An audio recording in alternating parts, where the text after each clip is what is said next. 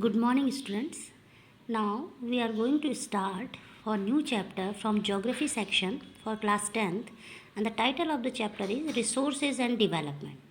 So student, this is very first chapter of your geography. So it means now you have to make notes, do the homework in geography interleave notebook. Okay, you have to do all the work of geography section in interleave notebook. So according to the chapter, we will discuss here about the various types of resources, their categories, their need to be sustainable use, and so many things we are going to discuss in the chapter. The first, we will know about the clear definition of the resources. Everything available in our environment which can be used to satisfy our needs, provided it is technologically accessible, economically feasible, and culturally acceptable, and can be termed as resource. So what do you mean by resource? Everything, students, which is available in our environment, which used to satisfy our need with the help of technology, which can be affordable economically, and which is not compromising our cultural belief, is known as resource. Okay. So now your definition should be modified that resources are not only which satisfy the human needs, but they are beyond that can be transformed by human activity with the help of technology, which is not compromising our cultural belief and which are economically reachable. So these things are known as resources. Further, you can see in the book there is a triangle shape, and in the middle the human beings has been written. On the top you can see that all the things is used by human. As the physical environment, it means nature. Okay, in nature we are having plants, trees, so many things, and then with the help of technology, human being creating and developing the other resources with the help of institution. You can see that there is an interdependent relationship between nature, technology, and institution, and obviously who is using all these things? The human beings. Now, the process of transformation of things available in our environment involves an interdependent relationship between nature, technology, and institution. Human beings interact with nature through technology and create institution to accelerate their economic development. So student, that it is the only human being who intervene and who do so many activities with the help of new technology to satisfy our need according to the time. Now, do you think that resources are free gifts of nature as is assumed by many? They are not. Resources are a function of human activities. Human beings themselves are essential components of resources. They transform material available in our environment into resources and use them. So, it is clear, student, that whatever resources we are using, they are not free gift of nature. It is only the human being who do intervene the various activities with the nature and then produce more resources to our life. When we categorize the resources, there are four ways. On the basis of these four ways, we categorize the resources. First is on the basis of origin. On the basis of origin, there are two types of resources, biotic and abiotic. Second, on the basis of exhaustibility, it means the consumption, renewable and non-renewable resources. Then third, on the basis of ownership, we divide resources into individual, community, national, and international. Fourth, on the basis of status of development, the resources are categorized into potential, developed, stock, and reserve. So these are the various ways that on the basis of these ways we divide, we name, we categorize the resources which are available in our environment. Okay, now if you see the diagram, students, so there are broadly divided the resources in natural resources and human resources. Further, the natural resources divided into two categories: renewable, non-renewable. Renewable, which can be renewed; non-renewable, which cannot be renewed. When we see renewable resources, then again they are divided into continuous or flow, example wind, water, and then biological. Further, biological resources divided into natural vegetation, it means forest, and then wildlife. Then the non-renewable resources also have two categories. which is recyclable. There are so many non-renewable resources which can be recycled as metals, while at the same time there are non-recyclable, non-renewable resources, example fossil fuels. Then when we see human as a resource, then we divide human as a two type of resource. One is structure and institution, as so many buildings, parks, then schools, colleges, university, they are the structure which is made or by human in the form of institution. And the second category of human as a resource is quantity and quality. On the basis of quantity and quality, we develop human as a resource. Okay. Now further, the types of resources, now in detail we are going to describe. On the basis of origin, there are two types of resources: biotic resource. The first important difference between biotic and abiotic, student, that all the resource which we obtain from biosphere and have life, such as human beings, flora and fauna, fisheries, livestock, are called biotic resource. Livestock, the farm animals are the example of livestock, as hens, cow, etc. Now abiotic resources, all those which are composed of non-living things, are called abiotic resources. For example, rocks and metals. Okay, so abiotic resources will be the resources which are having no life. Now on the basis of exhaustibility, exhaustibility means consumption. On the basis of consumption, two category of resources: renewable, which can be renewed, they are known as renewable resources.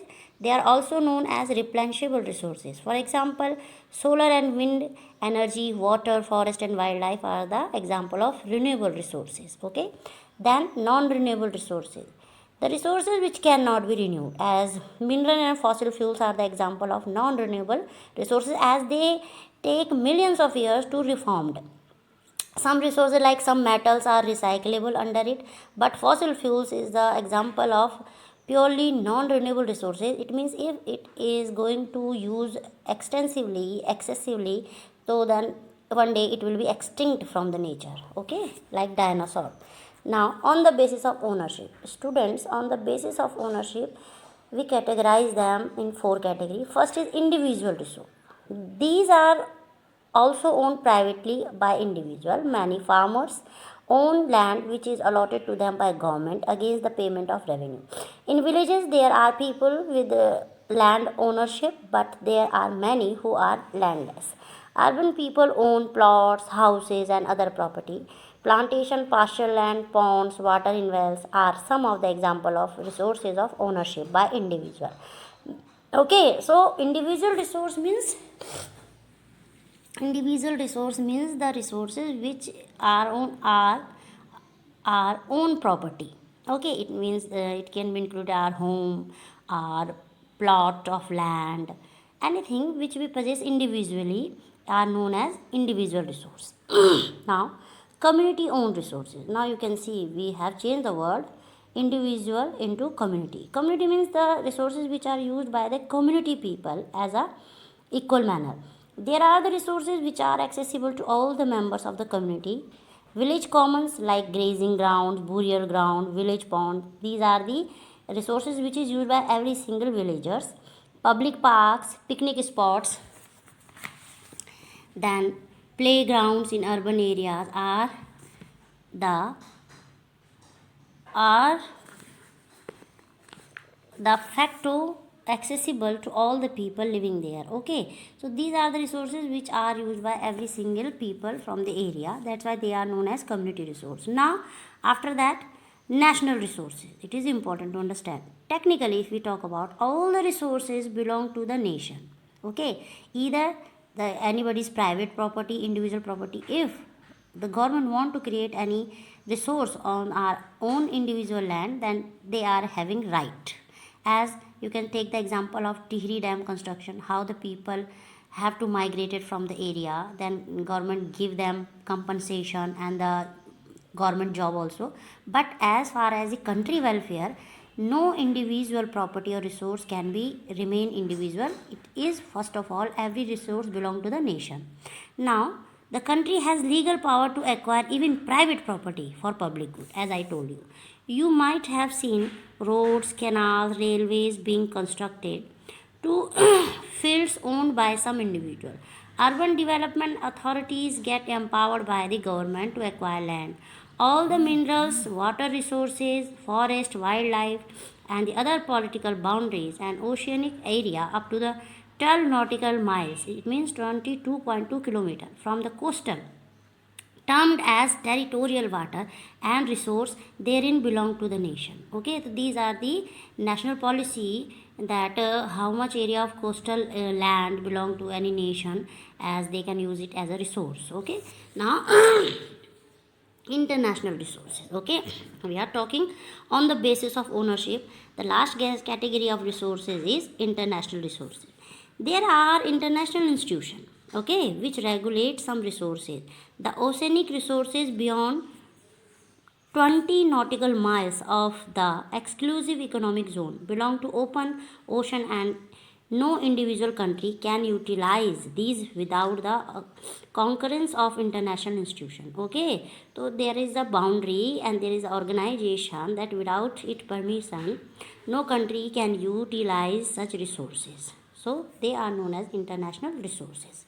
Now the last category is on the basis of status of development. So on the basis of status of development, we divide the resources: potential resource, developed resource, stock, and then reserves. So what are potential resource? As the name is reflecting, resources which are found in a region but have not been utilized. For example, the western parts of India, particularly Rajasthan and Gujarat, have enormous potential for the development of wind and solar energy. But so far, these have not been developed properly. If you take the example that potential resources, student, the resources which are having the power or the potential that they can be used as a resource, but lacking of proper technology, okay, advanced technology, we are lagging behind. As you can take the example of Rajasthan and Gujarat, they are having endless scope and there are chances to develop wind energy there, but because we are not so much advanced in terms of technology, we are not using them as a resource. That's why they remain as a potential resource. Second category, developed resource. Resources which are surveyed and their quality and quantity have been determined for utilization. The development of resources depends on the technology and the level of their feasibility. So developed resources are the resources which are identified by the people, by the nation, in their area, their strength, but still their utilization is not practically approachable, because it then again it depends that new technology, how much we have developed to utilize them, to change them as a usable resource, and the level of their feasibility also the another target. Okay, such resources are known as developed resources. Now the third one are stock. So on the basis of development, the third type of resources are known as stock. Minerals in the environment which have potential to satisfy human needs, but human beings do not have an appropriate technology to access these, are included among stock. So stock are the resources which are in a great quantity in our environment, and we know that we can utilize them as a means of energy resource or any type of other resource, but again we hadn't developed appropriate technology by which we can transform them as a usable resource, so they remain in stock. For example of the stock resources, you can take that water. As you know, water is a compound of hydrogen and oxygen, and these two, H2O is a chemical formula of water. So these two gases are inflammable gases. Inflammable gases means that when they mixture with the air, they will not be explosive. Okay, there will be no explosion. So which can be used as a rich source of energy. Water we are talking about, but we don't have the required technical know-how to use them for the purpose. Hence, it can be considered as stock. That's why we cannot use as a water, which is H2O, and we cannot use hydrogen and oxygen as a means of energy, because we are not have developed technology. That's why they are known as stock resources. Now the last, on the basis of status of developments are reserves. Reserves are the subset of stock. Okay, these are also a mini stock type of resource which can be put into use with the help of existing technology know-how, but there has not been started. These can be used for meeting future requirements. River water can be used for generating hydroelectric power, but presently it is being utilized only to a limited extent. Yes, thus the water in the dams, forests, etc., is a reserve which can be used in the future. Okay, so water in dams and forest is an example of reserve resources which can be used in future generation if we develop the proper technology. So students, it is all about the types of resources. So student, next topic is from the chapter is development of resources, that why there is a need to develop the resources and how we have to use them. Resources are vital for human survival as for maintaining the quality of life. We know that whatever resources we are using, either the man-made resource or the natural resource, they just that we want to live a quality life. We want luxury, comforts. It was believed that resources are free gifts of nature. As a result of human beings use them indiscriminately, and this has led to the following major problem. That as the earlier time the human being thought that if they will use and overutilize the resources, then there will be no harm as nature will generate them automatically. But it was not so. That's why just because of the excessive use of resources, nowadays the people are suffering from these challenges. The first one is depletion of resources for satisfying the greed of few individuals.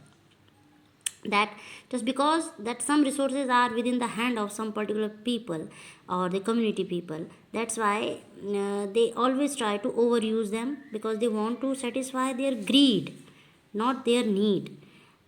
Accumulation of resources in few hands, which in turn divided the society into two segments, haves and have nots, or rich and poor. Even you can see that as the accumulation or the collection of resources is only limited within the particular people, that's why society remains in two category. One is rich and the another is poor. Rich are becoming more richer, while at the same time the poor people are becoming more poorer. This is a tragedy that how the resources are being used in our country.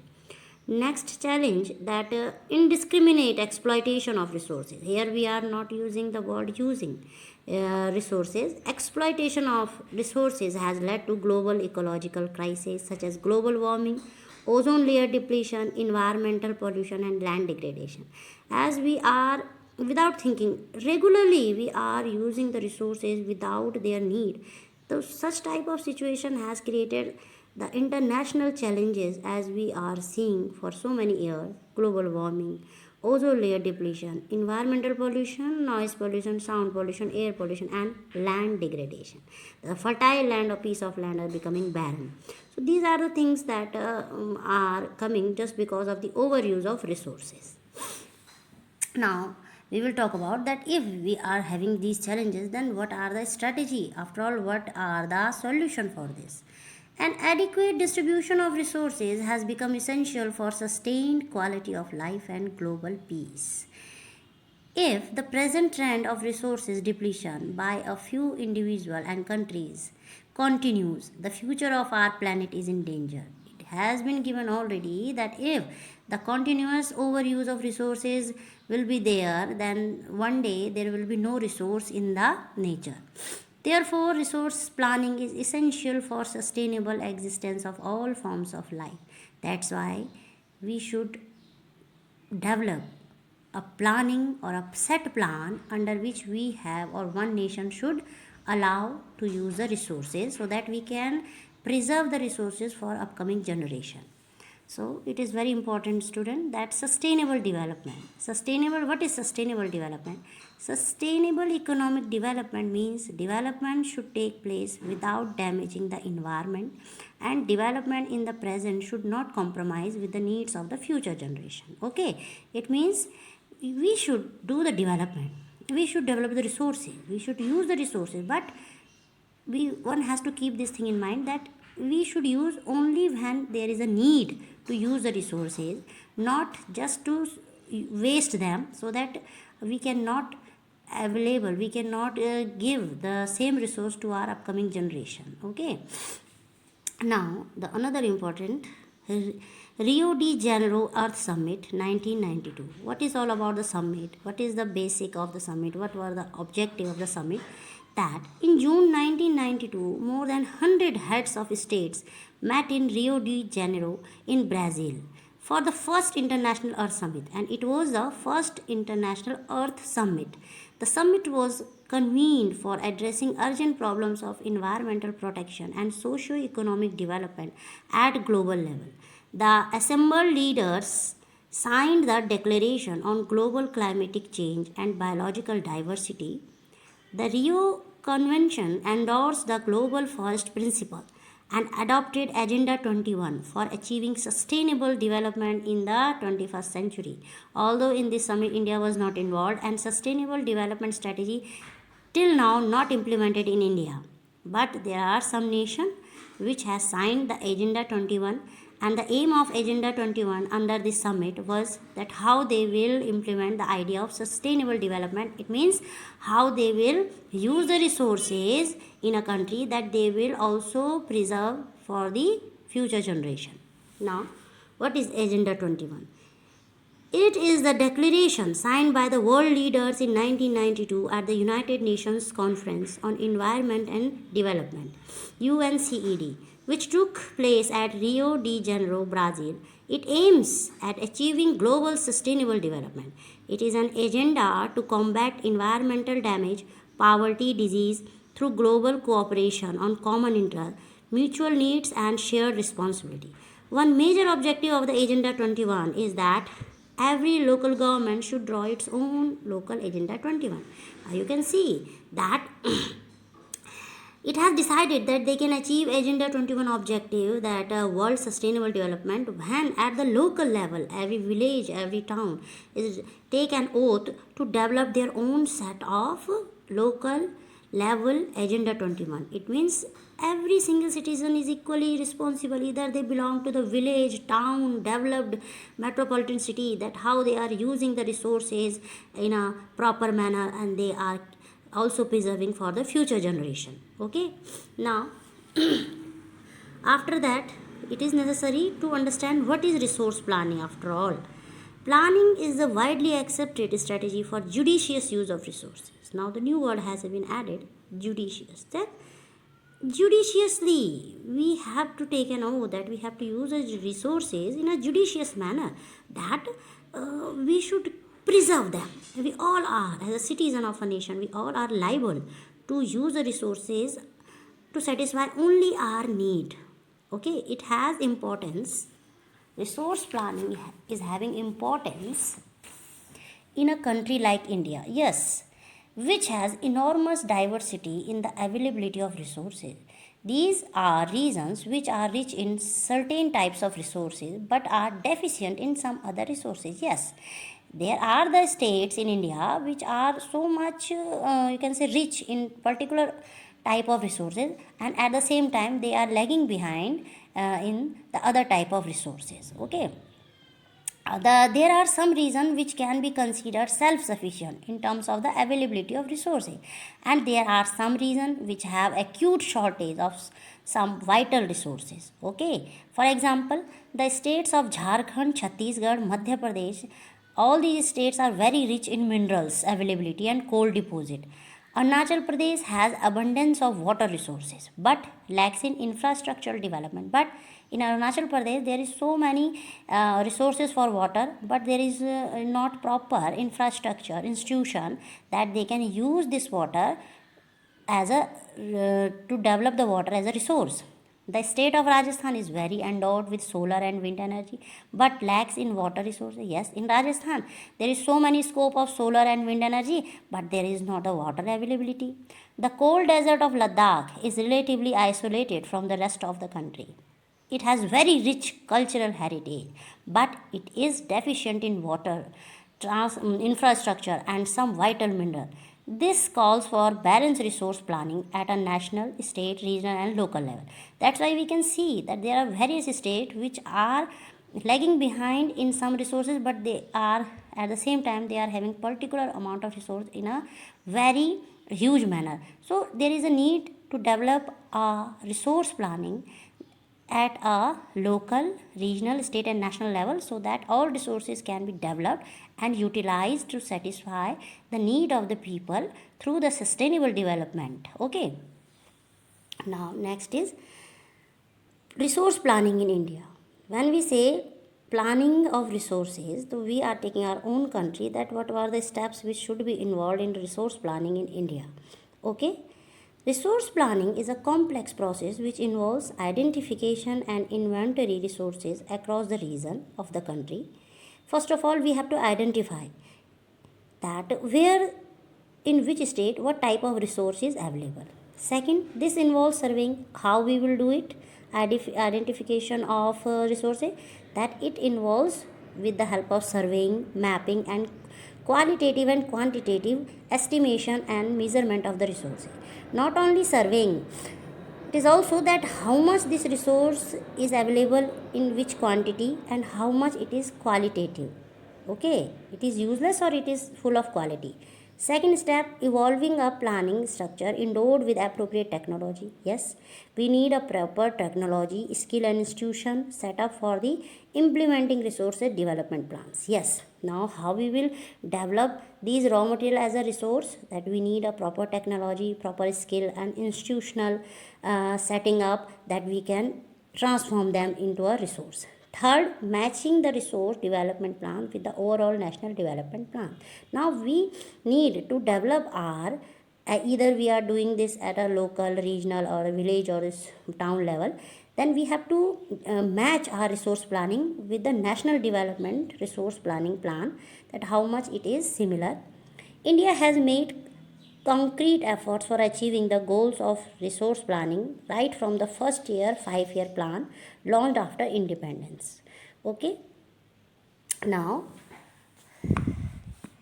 the availability of resources is a necessary condition for the development of any region, but mere availability of resources in the absence of corresponding changes in technology and institution may hinder development. So you can understand that availability of resources is a good thing, but only the availability of resources without the proper technology, skill and institution, so ultimately there will be no result. Okay, there are many regions in our country that are rich in resources, but these are included in economical backward region. On the contrary, there are some regions which have a poor resource base, but they are economically developed. Okay, so it is the contrasting feature, that it is not necessary that one state is rich in some resources so it will be economically developed. No, at the same time we can see that there are the states which are not having proper resources, but still due to the proper technological development they are good or the better in their economy. Okay, now the history of colonization reveals that rich resources in colonies were the main attraction for the foreign invaders. Yes, it was primarily that the higher level of technological development of the colonizing country that helped them to exploit resources of other region and establish their supremacy over the colonies. Therefore, resources can contribute to development not only when they are accompanied by appropriate technology and development and institution changes. India has experienced all these different phases of colonization. Therefore, India development in general and resource development in particular does not only involve the availability of resources but also the technology, quality of human resource and the historical experience of the people. Okay, so in this way the resource planning is not new in India. It has started from the colonial period in India, as why the British people invade India just because of the location or geographical condition which was best for the trade purpose for them.